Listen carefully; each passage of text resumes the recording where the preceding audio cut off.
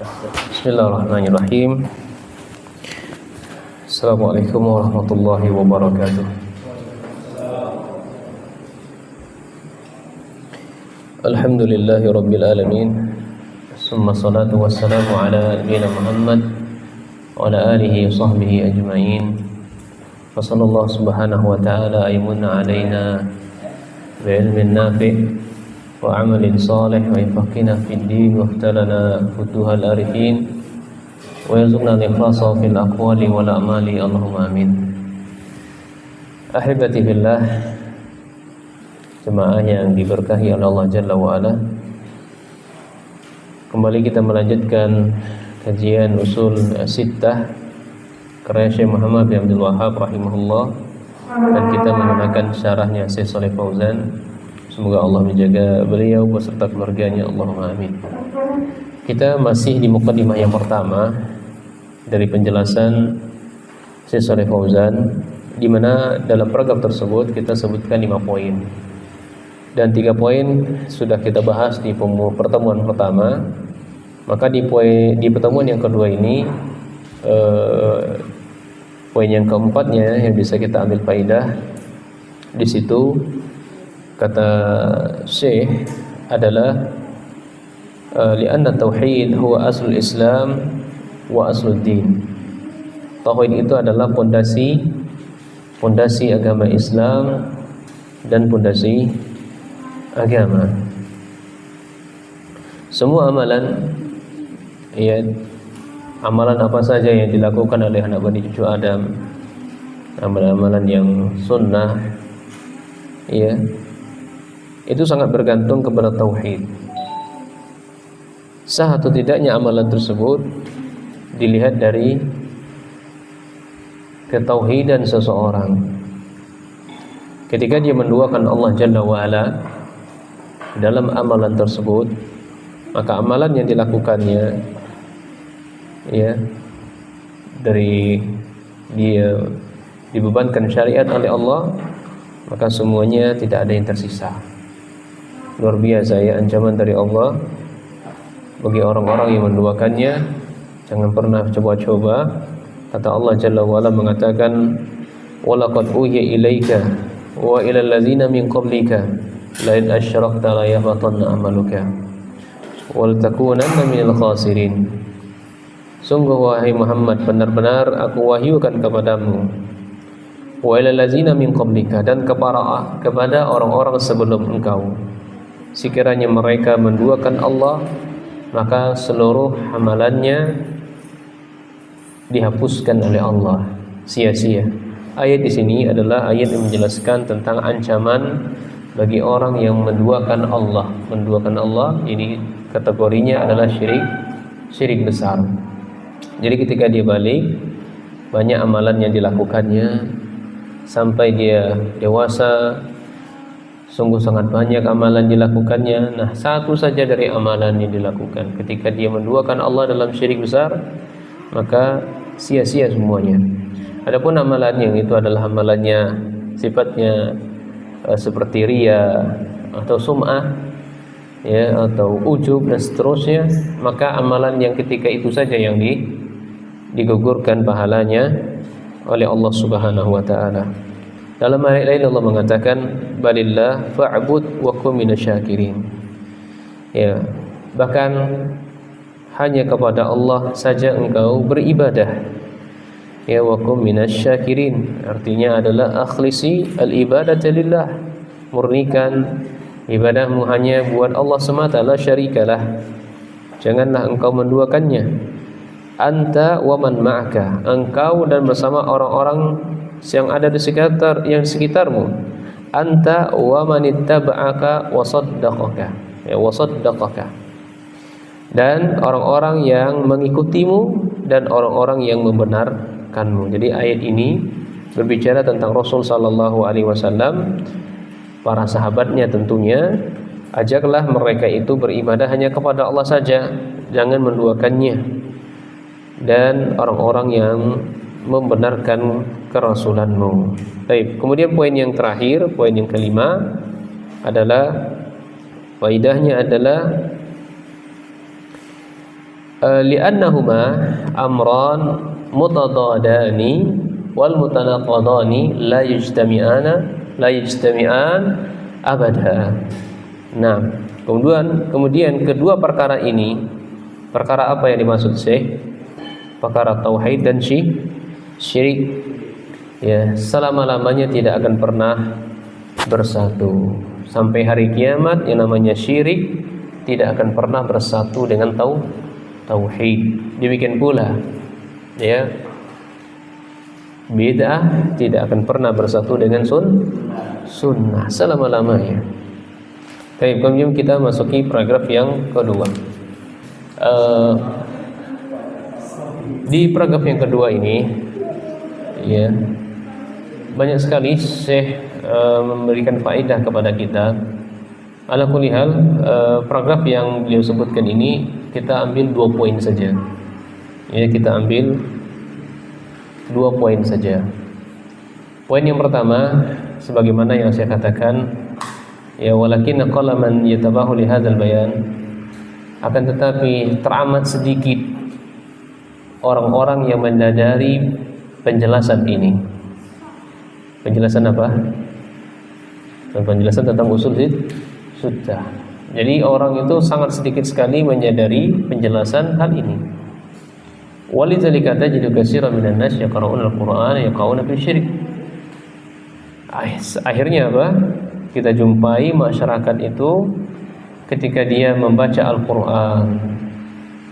Mereka baca Al-Qur'an kan, banyak kita jumpai begitu. Tapi apa? Wa yaqauna fi syirik. Mereka terjerumus dalam perbuatan syirik. Wa yakhiluna fi tauhid. Akhirnya apa?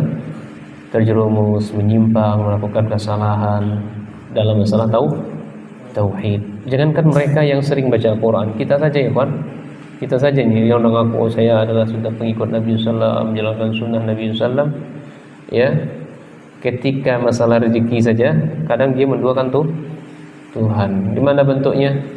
Dia menyandarkan dengan kehebatan dia. Ya, saya jago pemasaran begini. Akhirnya ketika dagangannya nggak laris, mulai dia, kan? Kok begini ada? Akhirnya dia kelirunya di mana?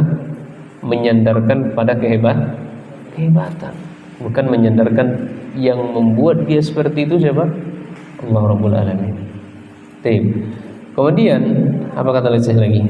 Ma'ana hadzal amr wadihun fi kitabillahi wa fi sunnah. Padahal penjelasan seperti ini, penjelasan tentang tauhid, masalah syirik, ya, itu sudah sangat jelas, wadih, baik dalam Al-Quran maupun Sunnah Rasul Sallallahu Alaihi Wasallam. Li'annahum yamshuna, masya Allah ya, yang menyebabkan mereka itu terjadi penyimpangan apa? Jadi penyimpangannya apa? Mereka mengikuti ala awaidi wa mawajadu alaihi aba'uhum. Yang pertama, mereka mengikuti kebiasaan-kebiasaan setempat, ya, kebiasaan setempat, sehingga kita dapati, kita jumpai, ya, aba-aba mereka, wa masyayikhuhum, dan guru-guru mereka. Nah, ini dia. Jadi sumber masalah penyimpangan mereka, ini poin yang keduanya, sumber masalah mereka itu banyak terjatuh dalam kesyirikan, mengotori tauhidnya, dikarenakan mereka mengikuti kebiasaan-kebiasaan apa?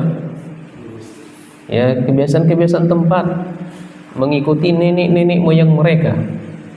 Fal aslu indahum ma wajadu alaihi aba'uhum wa masyayikhuhum wa ahli biladihim.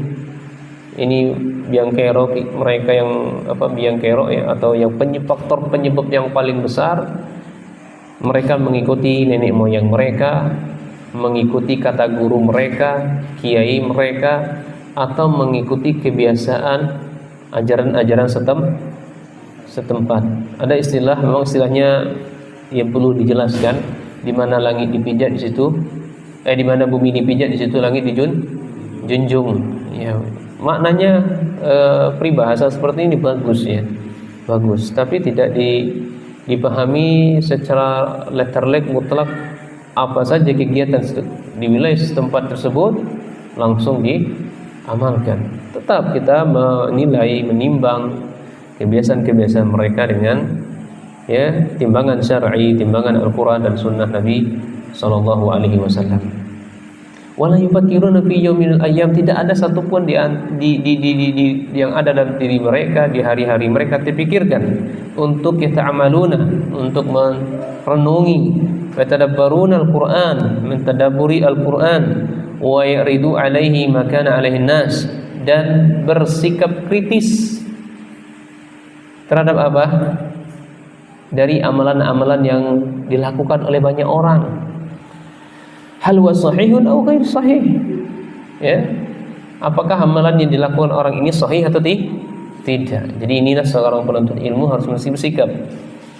Nah, maka poinnya apa? Ada berapa di sini? Yang pertama, saya menyebutkan manusia itu teramat sedikit memahami makna Al-Quran, ya kan?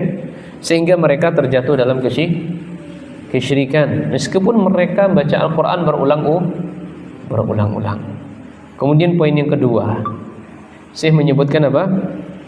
Saya menyebutkan yang membuat orang jatuh dalam kesyirikan itu adalah mengikuti kebiasaan nenek moyang atau tokoh-tokoh mereka, ya. Kemudian yang kedua, mengikuti kebiasaan penduduk setempat. Nah, dua poin ini yang akan sebut kita dengan topiknya coba kita akan bahas. Ikhwan sekalian, selain kita diperintah untuk membaca Al-Quran, kita dituntut oleh Allah untuk mentadabburinya, mempelajari kandungannya dan mengamalkannya. Demikianlah ajaran salaf. Saya ingat sebuah perkataan, ya, perkataan beliau yang mananya adalah mempelajari satu ayat dari Al-Quran itu jauh, mentadaburi satu ayat dari Al-Quran, mentadaburinya atau mempelajarinya satu ayat dari Al-Quran itu jauh lebih baik dari kita menghatamkannya tapi tanpa mentadaburi. Nah, maka Abdullah bin Mas'ud radhiyallahu anhu mengatakan, ini potret salaf bagaimana ketika mereka bermuamalah dengan Al-Quran.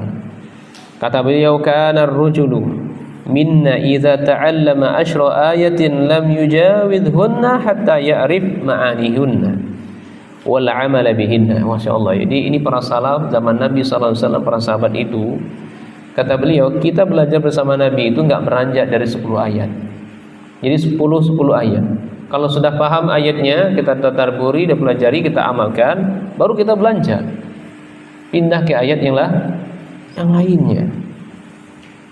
Nah, ini bagus nih, metode yang seperti ini kita ajarkan kepada anak didik per 10 ayat. Ya, kalaupun tidak mampu, kurangi dari itu. Tapi standar minimal, ya, standar minimalnya per 10 ayat diajarkan, diamalkan, baru pindah. Allah Subhanahu wa taala menurunkan Al-Qur'an itu untuk dimengerti maknanya, ditadabburi. Ya, mustahil Allah turunkan ayat Al-Quran tapi tidak bisa dipahami maknanya. Lantas buat apa fungsinya Al-Quran? Ya enggak? Kalau enggak bisa Al-Quran itu ditadabburi, dipelajari, dipahami maknanya, lantas buat apa Al-Quran itu diturunkan? Nah, Allah Jalla wa Ala mengatakan dalam Quran surat As-Sad ayat 29, Kitabun anzalnahu ilaika mubarakun liyatadabbaru ayati wa yatazakkaru ulul albab. Wahai Muhammad, kami turunkan kepadamu ini Al-Quran yang penuh keberkahan, agar Al-Quran itu engkau tadabburi ayat-ayatnya, wa yatazakkaru ulul albab, agar orang-orang yang berakal bisa mengingat Allah Subhanahu wa taala. Imam Al-Qurtubi ketika menafsirkan ayat ini, saya bacakan, hadzal kitab maksudnya adalah anzalnahu ilaika mubarak ya Muhammad litadabbaru, ay litadabbaru. Quran ini saya turunkan kepadamu engkau wahai Muhammad itu dalam rangka bisa engkau pelajari, engkau mentadabburinya. Wa bihadza dalilun ala wujubi ma'rifati ma'anil Quran. Oleh karena itu, ayat yang barusan kita baca adalah sebagai dalil wajibnya kita memahami makna-makna dari Al-Quran. Oleh karena itu ikhwan, dulu kita di pondok sebelum beranjak belajar tafsir, ya tafsir Al-Quran itu macam-macam tingkatannya. Maka tingkatan yang paling terendah itu adalah mempelajari ma'ani Quran, ya makna-makna sederhana dari Al-Quran. Naik berikutnya atau juga bisa levelnya tafsir muyassar atau mukhtasar, ya ringkas-ringkas. Nah, setelah itu baru naik level ke kitab apa? Tafsir Ibnu Katsir, ya. Naik nanti tafsirnya Al-Qurtubi atau Al-Baghawi. Naik lagi ke Imam Abu Hatim Ar-Razi. Ya, nanti naik lagi ke masalah Nasikh wa Mansukh atau Gharibul Quran. Ya. Ini pelajarannya di S2 nanti ya. Kalau masalah itu ya, pelajari di S2. 6. Ala kulli hal ikhwan, jadi mempelajari tafsir Al-Qur'an itu pun bertingkat-tingkat. Dimulailah kitab-kitab yang paling dasar ya. Nah, kemudian wa fi hadza dalil, wajibnya kita mempelajari Al-Qur'an wa dalilun ala anna tartila afdala min al-hadzi id la yasihu tadabbur ma'al hadzi ala ma bayyanahu fi kitab tazkiyar.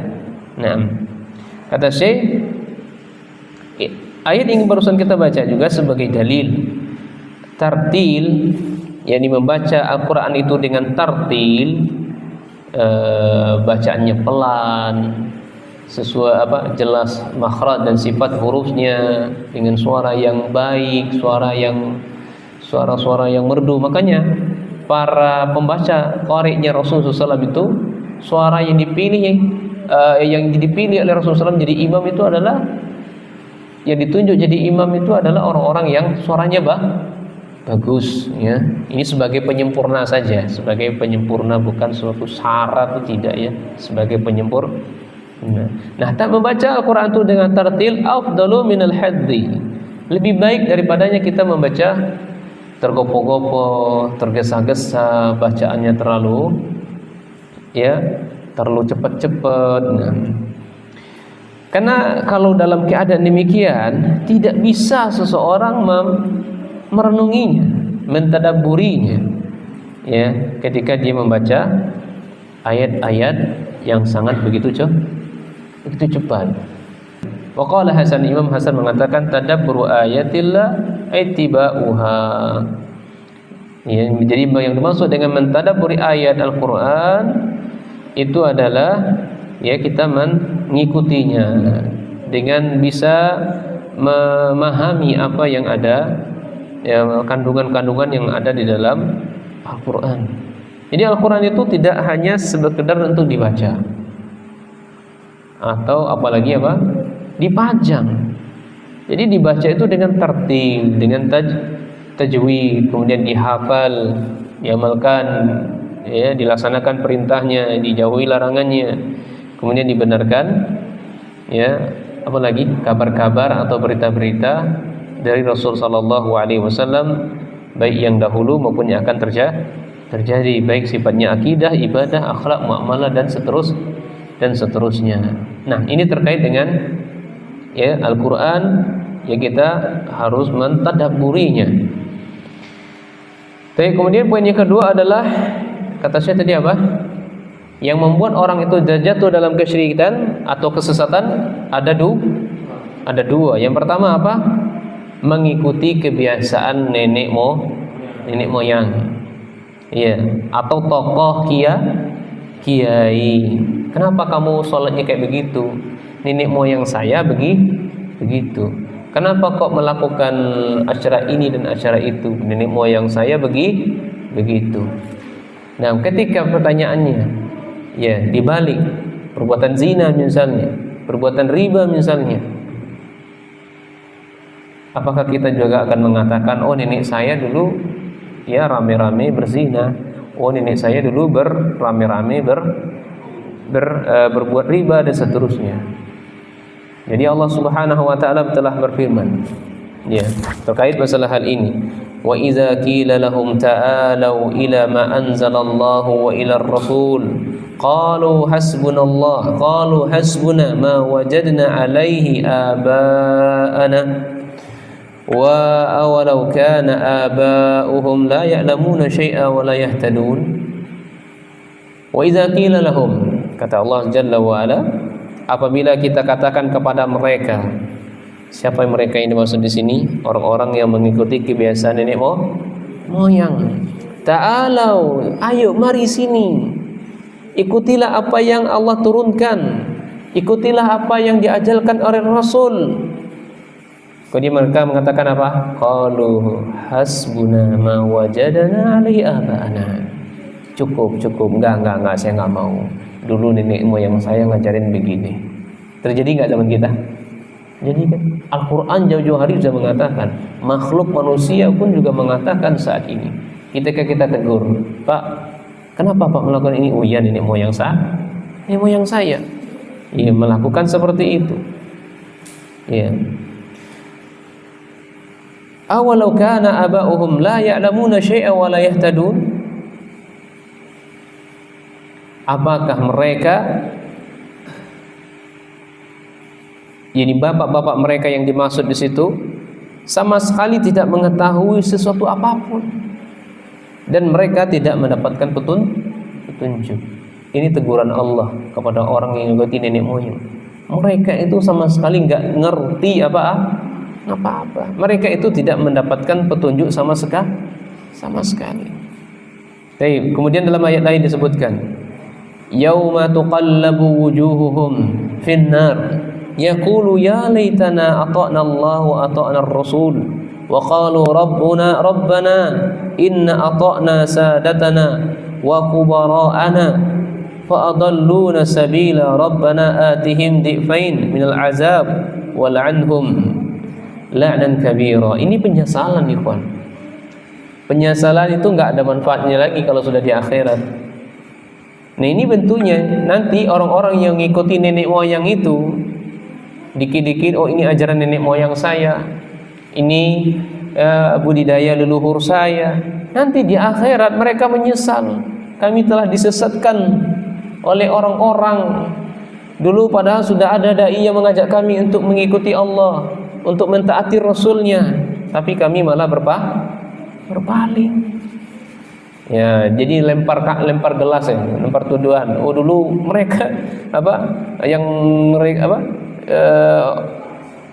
yang menyesatkan kami itulah yang seharusnya aku dilemparkan dalam neraka. Tapi kok malah saya? Padahal Allah sudah tegur dia, janganlah kalian mengikuti mereka. Luar biasa. Jadi wajahnya pada hari kiamat nanti dibolak-balikkan di dalam neraka. Ya, karena mereka berandai-andai, andai saja dulu kami taat kepada Rasulmu, taat kepada Allah dan Rasulmu. Enggak peduli, enggak manfaat lagi kalimat andai-andai. Enggak ada pun yang bisa menolong kita satupun. Ana dan antum ikhwan yang akan bertanggung jawab adalah masing-masing dari perbuatan kita. Baik, banyak ayat-ayat yang berbicara ya seperti ini. Nah, kemudian poin yang kedua yang menyebabkan mereka jatuh dalam kesyirikan dan kesesatan adalah mengikuti kebiasaan penduduk setempat. Nah, di mana bumi dipijak, disitulah langit dijunjung. Ini peribahasa tidak sepenuhnya benar. Peribahasanya kita terima, tapi dengan catatan tidak menyelisihi syariat, tidak menyelisihi Al-Quran dan As-Sunnah. Sehingga ikhwan, adat itu dijadikan oleh para ulama sebuah landasan hukum syar'i yang boleh diambil, yang boleh diamalkan. Para ulama membuat kaidah al-'adatu muhakkamah. Ya, adat itu bisa jadi landasan hukum. Ya, adat kebiasaan setempat itu bisa dijadikan landasan hukum dengan catatan apa? Walam yukhalif nassan syar'iyyan, tidak menyelisihi nas syar'i, tidak menyelisihi dalil, tidak menyelisihi syariat. Contoh misalnya Ya, sang kiai salam jabat tangan dengan wanita. Kebiasaan setempat itu setelah selesai acara, laki-laki dan perempuan saling berjabat tangan. Oh, ini kebiasaan setempat, Ustaz. Ini adat setempat. Bisakah kita landaskan hukum? Tidak. Karena dalil dari Al-Quran maupun Sunnah Rasul tidak dibenarkan menyentuh wanita yang bukan mahram. Nah, sangat banyak dalilnya. Sampai-sampai Nabi sallallahu alaihi wasallam lebih baik lebih baik apa? Lebih baik saya kepala saya dihancurkan atau ditusuk oleh api dan seterusnya, semakna dengannya, dari timbang saya bersentuhan menjabat tangan dengan wanita. Atau kama qala Nabi sallallahu alaihi wasallam. Walaysa lahu madlulun fi syar'i aw fil lughah fa inna marji'ahu ila 'urfi wal 'adah wa zalika yakhtalifu bi ikhtilafi zaman wal makan. Jadi setiap perkara yang telah menjadi kebiasaan masyarakat setempat, ya, baik ucapan atau perbuatan selama tidak bertentangan dengan dalil syar', maka boleh untuk kita lakukan. Nah, dalil-dalilnya tentu sangat banyak, sebagaimana Allah Subhanahu wa taala berfirman, "Khudhil afwa wa'mur bil ma'ruf." Ya, ambillah afwa atau jadilah engkau menjadi orang-orang yang suka memaafkan dan pergaulilah manusia dengan cara yang paling baik. Wa a'rid an jahilin, dan jauh-jauhlah kalian dari orang-orang yang enggak ngerti. Ya, bahasa kasarnya orang bodoh begitu. Wa ashiruhunna bil ma'ruf fa in karihtumuhunna fa asa an takrahu syai'an wa ja'alallaha fihi khairan katsira. Ini bagi istri nih, yang memiliki istri itu banyak sesuatu yang kita tidak sukai. Nah, sesuatu yang tidak kita sukai itu boleh jadi baik bagi Allah, baik bagi kita dijadikan oleh Allah. Nah, dan pergaulilah mereka dengan cara yang paling terbaik. Dulu ikhwan, ada seorang sahabat Abu Sufyan. Abu Sufyan ini orangnya bakhil terhadap istrinya. Ya, padahal orangnya kaya Abu Sufyan ini, saudagar, pedagang. Iya. Maka istrinya Hindun mengadu kepada Rasul sallallahu alaihi wasallam ketika ini beliau sudah masuk Islam, ya. Mengadu tentang kebakhilan. Ya, ini boleh kita mengumbar aib suami kita kepada orang yang siapa? Orang yang boleh, yang bisa memberikan solusi. Demikian pula sang suami boleh mengumbar aib istrinya untuk mencari solusi. Ya, ketika enggak ada, ya, enggak bisa dia memberikan solusi, enggak boleh kita umbar aib. Ya, Ustaz, ini istri saya ini begini-begini, sikap saya harus bagaimana, Ustaz, ya? Saya bingung hadapinya. Ya, luar biasa ikhwan, ya. Ada 3 kali dengan orang yang sama, dengan kasus yang sama, datangi ana berkali-kali. Ya, tapi masih saja kebingungan menghadapi peliknya rumah tangga. Maka ana jawab, ya, sesuai dengan zahirnya saja. Bagaimana pertanyaannya antum? Ya, ana jawab sesuai zahir. Adapun yang terjadi di dalam, ya, ana enggak tahu. Ya, ana tidak tahu begitu. Bolehnya kita mengungkapkan aib istri atau suami kepada orang yang memang bisa, kita anggap bisa memberikan solusi. Kalau kita mengatakan, oh dia nggak bisa, ada usaha, ya, atau malah nanti memperkeruh suasana. Nah, Hindun pun demikian, mengadu kepada Rasul, ya Rasul, ini suami saya ini pelit, ya, pelit sekali. Masalah dapur saja nggak dipenuhinya. Ya, masalah anak, uang jajan anak misalnya, enggak dikasihnya. Maka kata Rasul sallallahu alaihi wasallam apa? Ya, khudhi ma yakfiki wa waladaki bima'ruf. Ya, enggak masalah, ambil aja isi dompetnya, enggak masalah, tapi secukupnya. Ya, suami-suami yang pelit, ambil, kalau enggak cukup untuk dirimu, untuk anakmu, ambil duitnya, ambil hartanya, ambil isi dompetnya secukupnya. Cukup untuk dirimu, cukup untuk anakmu. Masya Allah, hadisnya sahih Bukhari dan Muslim. Ini petunjuk Rasul dalam rumah tangga. Nah, kita yang dah ngaji ini jangan pelit sama istri, ya, jangan pelit, berikan mahal-mahal untuk mereka. Ya, enggak masalah ngutang dulu asal istri bahagia, enggak masalah, utang dulu ya. Ya, utang dulu. Itu Masya Allah pahalanya luar biasa. Maka sedekah yang paling terbaik itu adalah sedekah kepada istri, sedekah kepada anak. Nah, jangan ketika ada tamu dengan disuguhkan dengan makanan yang bagus, tapi istri kasih ya udah makan apa adanya saja, jangan gitu. Ya justru harus istri yang lebih wah begitu ya. Sekali-sekali ajaklah ke mall gitu ya, makan di mall gitu. Oh, boleh berarti ke mall. Siapa yang ngalang? Mana yang tadi yang melarang ke mall? Oh, berarti musik. Kita bukan dengarkan musik di situ ini. Beda mendengarkan musik dengan diperdengarkan. Kalau begitu banyak sekali kita melakukan kemaksiatan. Ya, kita lagi ngaji, tiba-tiba orang ada yang sama dong. Kita dengarkan musik, enggak begitu ya, Pak. Kadang ada juga yang ekstrim. Kalau orang sudah ngaji salafi itu, ngaji sunnah itu enggak boleh ke mall.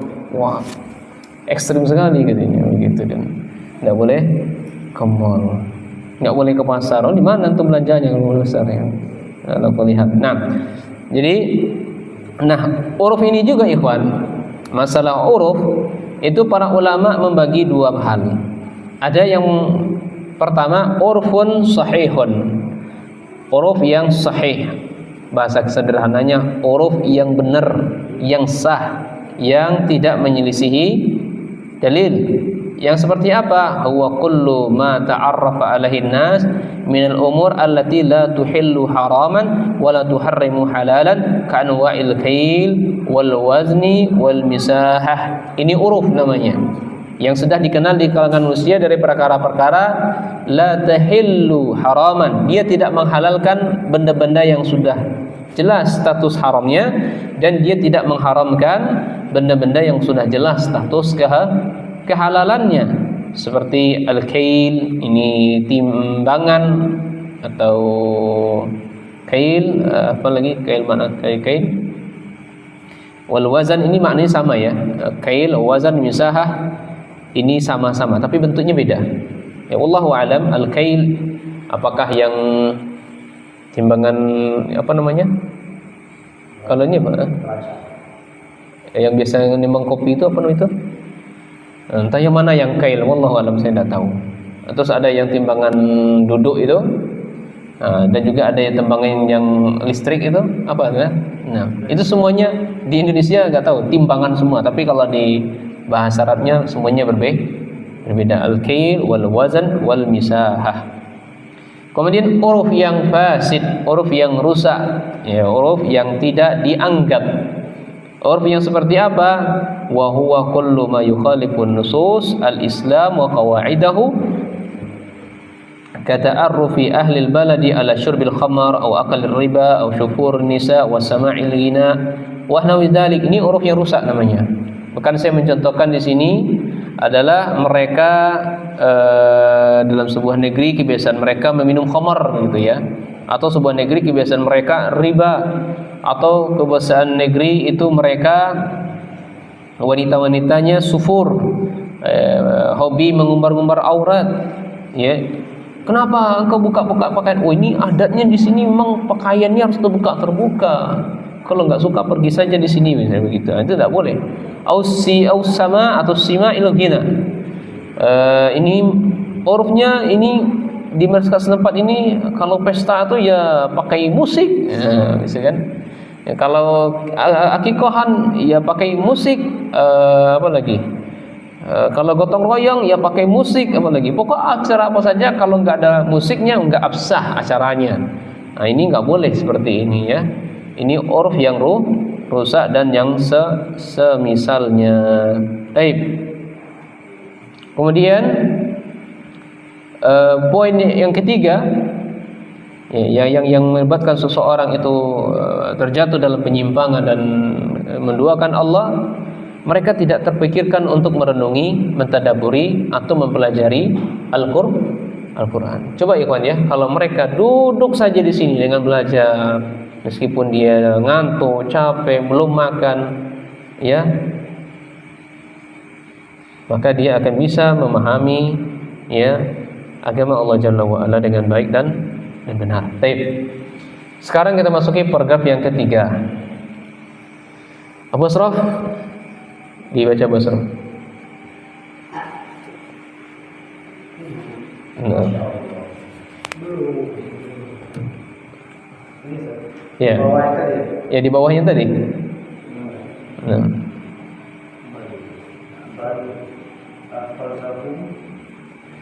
Bal akhadhahum, Masya Allah. Sebentar. Ini tak lagi jam berapa azan? Udah mau masuk? Nah, dah biaran aja saja. Berapa menit lagi? 1 menit lagi. Subhanallah. Mukadimah aja enggak selesainya. Dah, sebentar ya, biar aja saya. Di paragraf yang kedua ini saya mengatakan bal akhadhahum taqlidal a'ma li abaihim wa ajdadihim wa i'tabaru anna al-Qur'ana innama yuqra lil barakah wa husul ajri bi tilawah wa laysa al-maqsudu annahu yuqra li tadabbur wal 'amal bihi bima fihi. Nah, itu paragraf yang ketiga. Lanjut, qalla minan nas may yaqra'u al-Qur'an li hadzal gharad innama yaqra'unahu li tabarruk bihi aw taladzud bi sautil qari' wa tarannum bihi aw li qira'atihi 'ala al-marad al-ilaj. Poin yang ketiga ini di antara faedah yang bisa kita ambil adalah yang pertama, selain yang di atas tadi, banyaknya orang-orang terjatuh dalam penyimpangan dalam agama. Selain yang tiga tadi, mereka kata Syekh adalah taqlidul a'ma li abaihim wa ajdadihim. Ini taklid buta. Ya, taklid buta terhadap nenek moyang. Ya. Para imam juga sudah menegaskan. Ya, semua jenis para imam seperti imam yang empat, Imam Malik, Imam Anas, Imam Abu Hanifah, dan Imam Syafi'i, sebagaimana pertemuan-pertemuan sebelumnya, bahwasanya mereka ya berlepas diri dari pendapat mereka. Kesimpulannya gitu. Ketika pendapat mereka ini bertentangan dengan Al-Quran dan Sunnah, jangan diambil, jangan dipakai, jangan dijadikan sandaran hukum. Iya. Tapi kembalilah kepada Al-Quran dan Sunnah. Ya, Imam Abu Hanifah mengatakan demikian, la yahillu li ahadin ay ya'khudha bi qawlina ma lam ya'lam min aina akhadnahu. Sampai begitu beliau mengatakan, enggak halal bagi seorang pun mengambil pendapat saya sementara dia tidak mengetahui di mana saya ngambilnya. Itu Imam Abu Hanifah. Demikian pula yang lainnya, Imam Malik juga mengatakan demikian, inna basyarun akhta ya wa ukhti wa usib. Fanzuru fi ra'yi fa kullu ma wafaqa al-kitab wa sunnah fakhudhu wa kullu ma lam yuwafiq kitab wa sunnah wa fatruku. Demikian pula kata Imam Malik, saya ini manusia, bisa salah, bisa benar. Maka lihatlah dari pendapat saya, kalau sesuai dengan Al-Quran dan Sunnah ambil, kalau enggak sesuai Al-Quran dan Sunnah tinggalkan, dan seterusnya dari perkataan imam yang empat.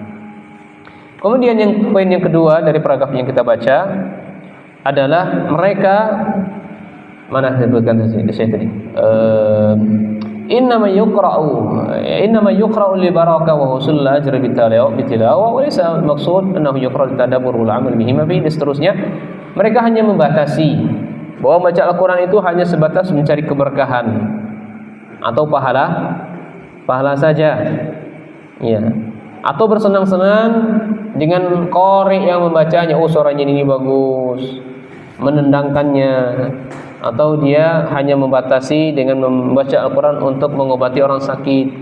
Ya, kalau ada orang sakit dibacanya Al-Quran, hanya sebatas itu. Kapan dia baca Al-Quran lagi? Ketika suara imamnya bagus, dia ikut pula dengarkannya. Kalau enggak bagus bacaannya, enggak. Atau dia mencari keberkahan dalam. Bukan hanya ini saja yang Al-Quran itu diturunkan. Selain dari itu, Al-Quran itu ditadaburi, diamalkan. Ya, namun sangat sedikit ya kita yang mencapai ya derajat ini. Nah, Allah Taala alam bisawab. Kita jeda saja, ya akhiri saja.